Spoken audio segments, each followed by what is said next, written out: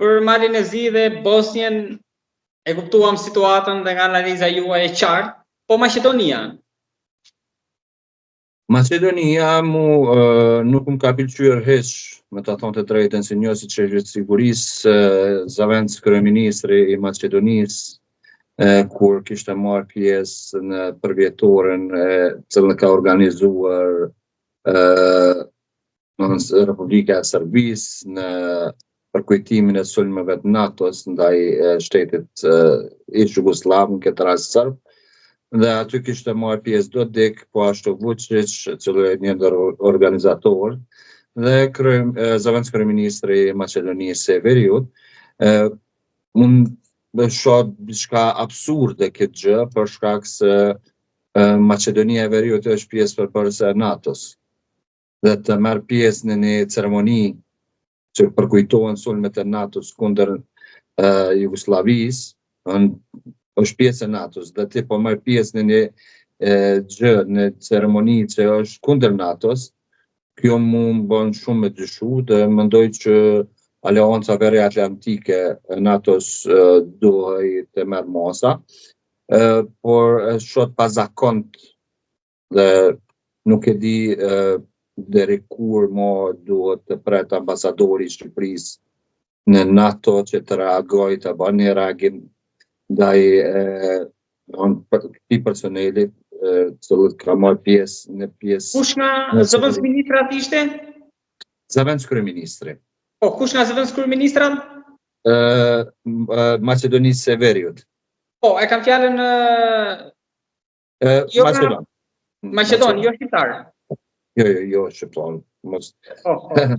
Por unë mendoj që Aleanca Veriatlantike duhet ta bëjë një reagim, e posaçërisht Shqipëria është dashur ta bëjë një reagim të fuqishëm ndaj pjesëmarrjes të këtij personi, qeveritar, një post shumë i lartë, Zavendës kryeministër, që merr pjesë në një ceremoni e cila organizohen nga shteti i Republikës Serbisë, që përkujtohen kinse viktimat, por realisht NATO dihet kuptohet shumë mirë sepse NATO ka bërë një veprim të duhur, në kohën e duhur që të bombardohet ish Jugosllavia, në këtë rast gjithsesi Serbia ose ushtria fashiste jugoslave, që ka kryer krime dhe gjenocid në popullatën civile të Kosovës, kryesisht shqiptare, por mos të janë shkalojmë edhe ato rome, bosnjake e të tjera, sepse ata janë qytetarë të Republikës Kosovës, ka bërë gjenocid edhe ndaj tyre.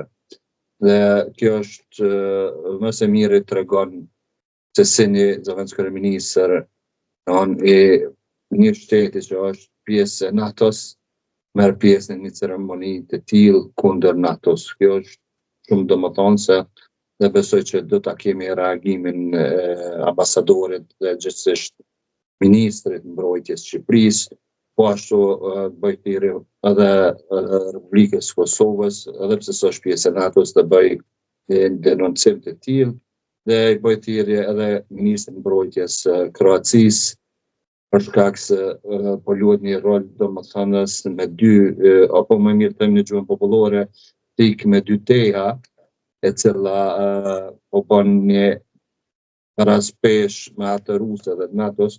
Maqedonia është me thonë në një taktikës e cila shumë shpejt